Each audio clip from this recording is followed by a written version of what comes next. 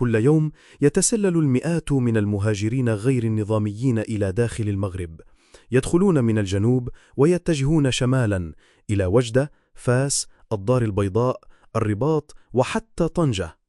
أعداد تتزايد ومشهد يتكرر، والدولة تراقب بصمت.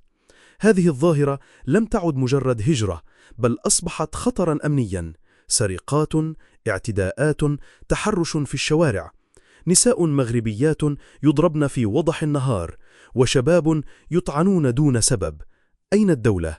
وأين الأمان؟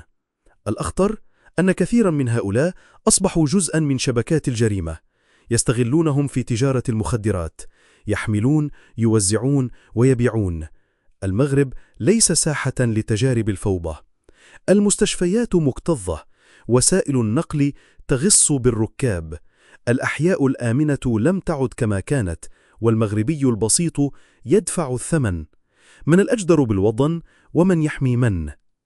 إن لم نتحرك الآن، إن لم نواجه هذا الوضع بالحزم والقانون، فسيأتي يوم، نعم سيأتي يوم، إن لم نجد الحل سيهاجموننا في بيوتنا. الحل ليس بالكراهية، بل بالوضوح، بالحزم.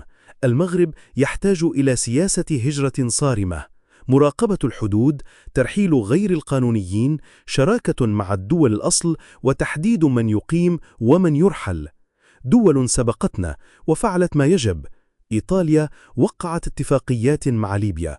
إسبانيا شددت حدودها وشراكتها الأمنية.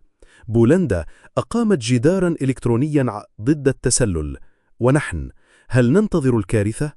الهجرة ليست جريمة، لكن الفوضى جريمة. الأمن حق وليس رفاهية. المواطن المغربي ليس غريباً في وطنه، والسكوت اليوم خيانة للمستقبل.